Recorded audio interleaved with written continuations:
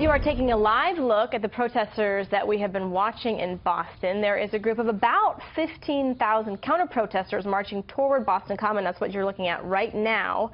Then there is a group inside of Boston Common, free speech, self-described conservatives, extreme right. We're seeing a lot of different factions of protesters arriving and converging on what is now a very peaceful protest in Boston. But what's the political fallout from this? We're watching protests across the country, certainly none that compare in the size of Boston. That doesn't mean that folks in Washington are not watching.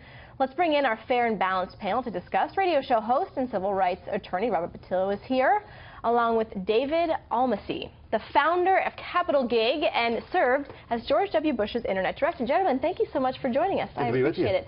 I want to get your thoughts because we see obviously a very different picture, and Robert, I'll start with you.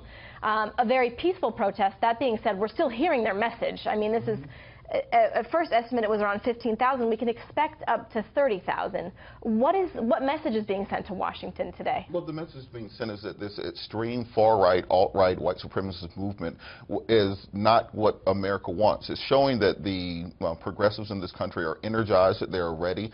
I think this is a big message for 2018 for congressional Republicans, that there's energy on the progressive side. We're going to see a very exciting and a very transformative election cycle with President Trump's policies towards the white supremacist community, with his policies and the people that he's had in his administration, is going to make it very difficult for GOP Republicans to hold on to the House. And we had a protester on the ground, and it was just in my ear that the free speech the speakers, the organizers, were on stage at the rally in Boston Common. They have now cleared the stage, so they're still there, but we're still trying to figure out why. And I want to sort of bring this to you, David, because we look at these two groups and we hear Robert say that the progressives are energized, but we're seeing really both sides energized. Everybody has a message that they want to get out. Sure. I mean, this is really the power of the First Amendment, right? That we live in a country where we're free to speak and believe what we want. We may disagree with a lot of the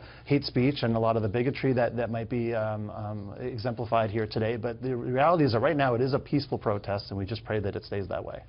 You know, Robert, when we see these groups get together, we start to see it sort of have a ripple effect across the nation. Do you foresee this concluding anytime soon? Well, I don't think it's going to conclude. What I think is going to happen is that the people who are protesting have to turn their protest into policy. They have to turn this into actual legislative agendas that can be used. Well, that's the hard part. That's always the hard part. We can get people out on a beautiful Saturday afternoon, any day of the week, and just about any city in the week, but turning it into policy and turning it into legislative action is a totally different. Well, the reason that Dr. King has a holiday and other civil rights leaders don't is his ability to transform protest into legislation. His ability to meet with Johnson and turn the interest of the civil rights movement into actual legislation that affects us until today is why it is significant. So when these protesters can turn these things into actually electoral issues that can be used in the 2018 campaign, that's when they will make a difference.